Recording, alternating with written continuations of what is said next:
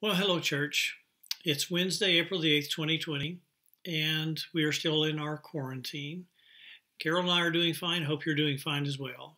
We did learn that Waldo got to go home yesterday, and he is continuing to improve slowly. One little note about this coming Sunday, which is Easter Sunday. We, of course, are not having services, but some of you have asked about your contribution. And if you'd like to bring it by the church building, someone will be there between 1 and 3 p.m. to take the checks from you. And if you want to just stay in your car, so they will be willing to come out to your car and you can limit your exposure that way. Or if you'd like to mail it in, you can mail it in to the church's P.O. Box. That's Box 206, Newalla, 74857. Today we're going to be studying 2 Samuel chapters 8 through 11, as well as chapter 21, verses 15 through 17. And we'll tell a reason why later about why we're using the end of Samuel along with these chapters in the middle of Samuel. Now in chapter 7, we had seen last week about David thinking about God, what he could do for God, and he decided to build a temple. Of course, Nathan told him it was not for him to do that God would allow his son to do it later on. But that was kind of the beginning of a series of events when it just seemed like David was thinking, what can I do for different ones? His desire to build the temple was the first one. We're going to be looking at a couple of those others in today's study.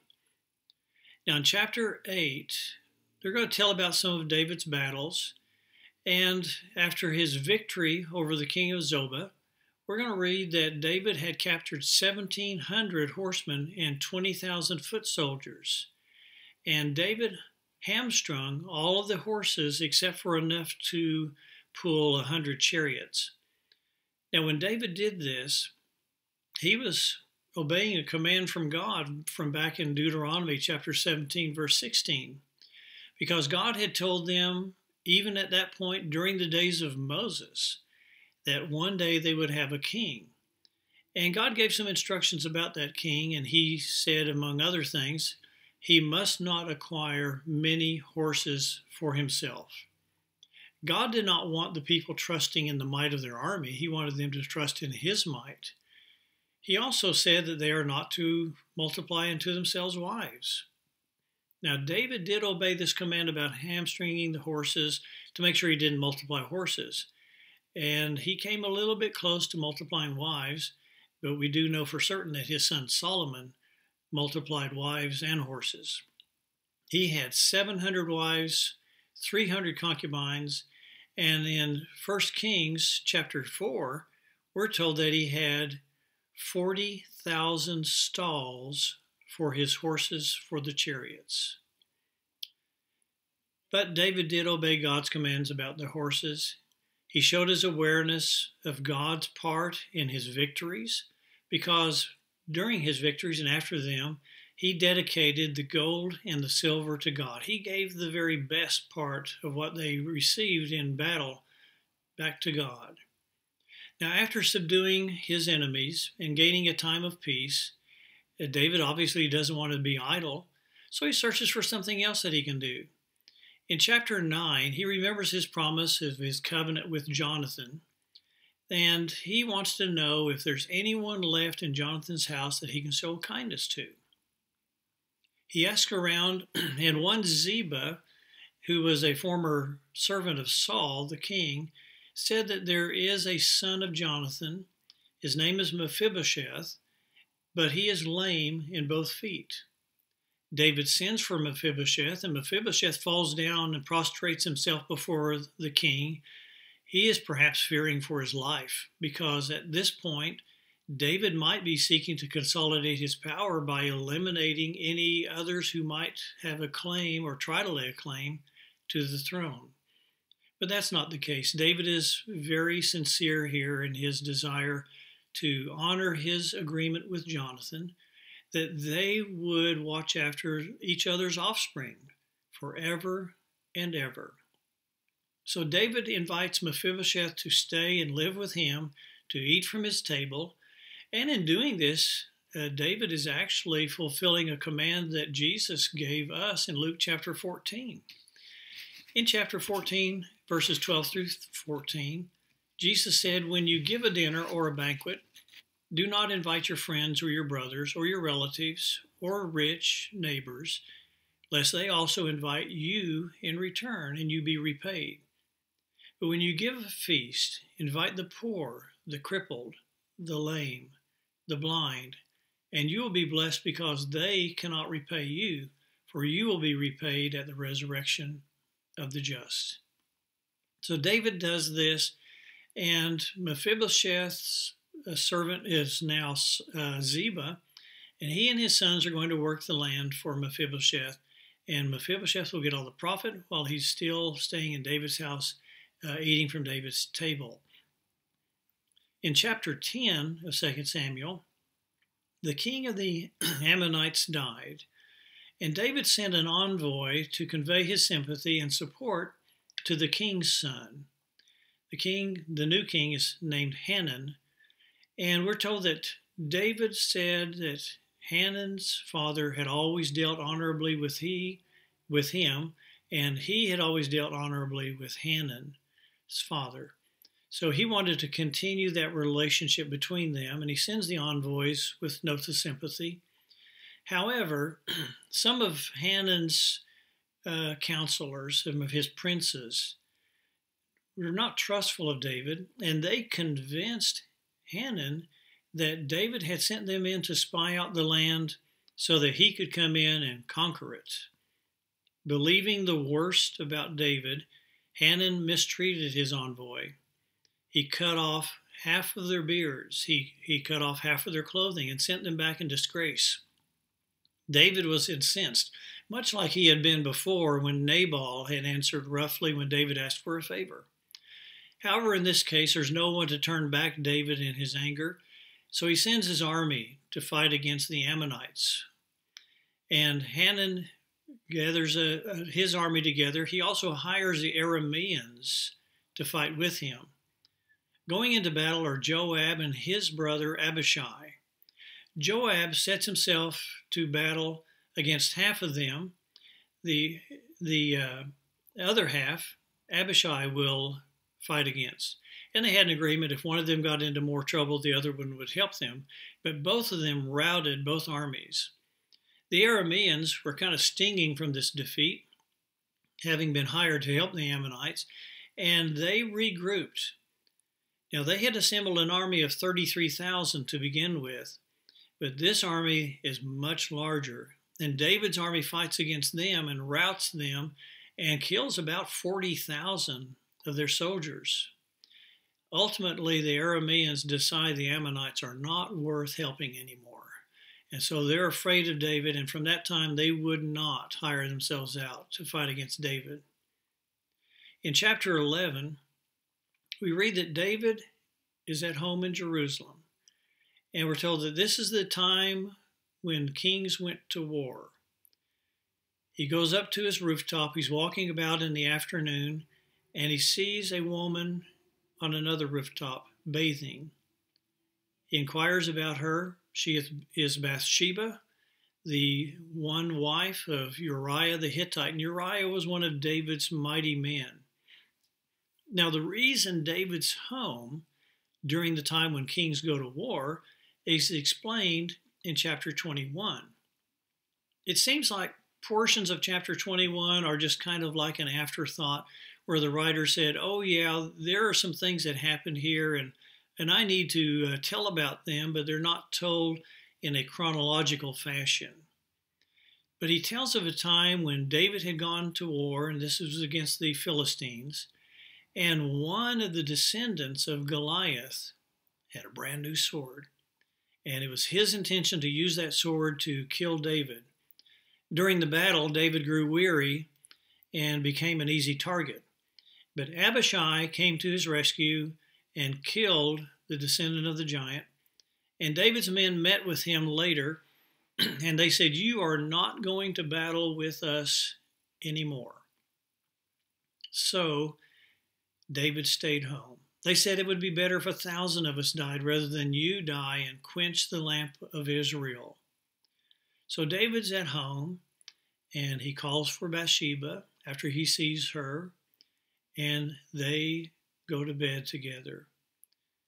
Now, when David did this, he must have forgotten he had already 8 wives in his house. David follows a pattern of sin, lust of the flesh, lust of the eyes, boastful pride of life in what he does. He had the lust of the eyes. He lusted after Bathsheba. He had the lust of the flesh. He took her to his bedroom. And he had the boastful pride of life in that he did not want to be embarrassed by her having a child and him being figured out to have done what he did. So David is going to try to cover up his sins. Twice he tries to get Uriah to come back and go sleep with his wife. Uriah tells him the very first time, I'm not going to do this. The armies of Israel and the ark of God are in tents, and I'm not going to go sleep with my wife in my house. David tells him to stay another day, and the second day, David gets him drunk, thinking that he would then go home. But Uriah proves that he is a better man drunk than David is sober. So he refuses to go. David knows now he cannot trick Uriah into thinking that this child is his own. So the only recourse he sees, other than confession, is to have Uriah killed. He doesn't want to do this himself, so he sends a note back with Uriah, a sealed note, to Joab, commander of the army. And in that note, he commands Joab to take Uriah, put him in the fiercest, hottest place of battle, and withdraw from him, thus ensuring the death of Uriah. Joab reads the note, and I don't know if Joab figured out what was going on, but Joab knew he could not strictly abide by David's instructions without the people turning against him. But he does advise an attack against the city, and he orders the men to go close near to the wall where the archers are. And he sends Uriah with these men, and several of them are killed, including Uriah, before he calls off the attack. He tells a messenger to take a message to David about how the battles are going, and he tells him to tell David that they approached the wall of the city, and some of them were killed. And he is looking ahead to the time when David is going to think about that strategy, and he knows it's wrong. David's been in battle and wars many times before. And he tells the messenger, if David said, why did you draw so near to where the archers are? He said, then I want you to tell him your servant Uriah is dead also. Now, try to imagine yourself in the place of the servant here. He's going back with bad news. What makes this bad news about several of the soldiers being killed in a battle worse is that the strategy used was ridiculous. No one in their right mind would do battle that way. And yet he has to go tell David they did just that. And he anticipates David's going to get angry. And to make matters worse, Joab says, all right, if he gets angry, I want you to tell him that Uriah is dead as well. And the messenger's thinking, this has got to be crazy. Uriah is one of David's mighty men. He's one of the top soldiers. How is it going to help matters in David's anger? David's probably going to kill me over this. How's it going to help to tell him Uriah is dead also? But the messenger goes and delivers the message, and things kind of play out the way Joab thought they would. And the messenger is surprised that when he tells David that Uriah is one of those that was killed, David suddenly softened his attitude. David said, well, this is the way war is. You just go back and tell Joab to try again, try harder, try smarter. And at the end of the matter, Uriah is dead. This messenger is quite confused. I'm sure Joab is very suspicious. David waits an appropriate time for mourning for Bathsheba to mourn the death of her husband. Then he takes her as his wife. The child is born, and as far as anyone else is concerned, it is his child, rightfully so. And David thinks that everything's going to work out now. He's not going to have to confess anything. He's not going to be found out. But at the very end of 2 Samuel chapter 11 gives us a sense of foreboding for David, because the writer says, "But the thing that David had done displeased the Lord." There's some things I think we can take away from this lesson that will be helpful to us, profitable for us.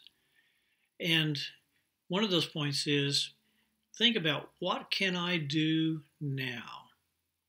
What can I do that's at hand? In chapter 8, David is focusing his efforts on battles. He's concentrating on doing the things that's going to rid Israel of its main threats and give them peace. David also shows he's following God's command in the process. He hamstrung the horses so that he would not multiply horses, just like God wanted them to act. He acknowledges God's greatness by dedicating the gold and the silver to the Lord. And he thinks about the people, because we are told that he administered justice and righteousness with the people. So the first thing for us to think about is to think about what we're doing right now, and to do it the right way, to do it God's way, and to focus on that. A second thing we can look at is think about promises you've made. What can I do to keep my promises? Jonathan was dead, and probably no one around David would have thought anything if David had just let it go at that. But David remembers the promise they had made, and he knew that that was a promise that included their offspring forever and ever. And feeling obligated to carry out that promise, he then inquires and finds out about Mephibosheth. You and I should do the same thing. It doesn't matter if somebody else knows we made a promise. We know we made a promise. God knows we made a promise. And we know the right thing to do is to always carry out our promises. A third thing to get from this is to think about, as David did with the death of Hanan's father, what can I do to help those who mourn? Now, David's plan didn't work out the way he had hoped, but his intentions were right. To send to someone that you had perhaps never met, but you knew the family, to send to them, to express your condolences, to offer anything that you might be able to do to help. I think most of us would find that that is greatly appreciated when we do it. And I think we would find that that would build relationships. And that was David's intention. And it was only the lack of insight that Hanan had and the paranoia of his counselors that made it turn out wrong. But you and I should always be mindful of those who mourn, because eventually we're going to be ones who lose someone as well. And it is so very comforting when someone comes to us and expresses their sympathies. One last thing, and this is what we should not do. David spent some time thinking about, what can I do for myself?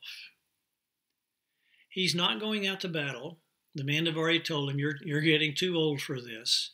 And he's looking for something to do, and this time he's not thinking about what he can do for God, about the temple. He's not thinking about what he can do to focus on helping the nation. He's not thinking about what he can do for a promise that he's made.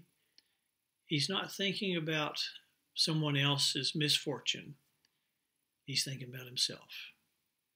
And the results were deadly. They were devastating, and they were lasting. We'll spend some time next week going over some of those results from this one particular sin. But you know, anytime you and I think about self, we're on a path that only leads to loss and sorrow. Not even David, the man after God's own heart, was exempt from that fact. In the meantime, spend some time as David did, and try to think of what you might be able to do for someone else. God will bless you, and they will bless God, because of you. In our lesson next week, we're going to see all these disastrous consequences of David's sins. Until then, I hope you are well.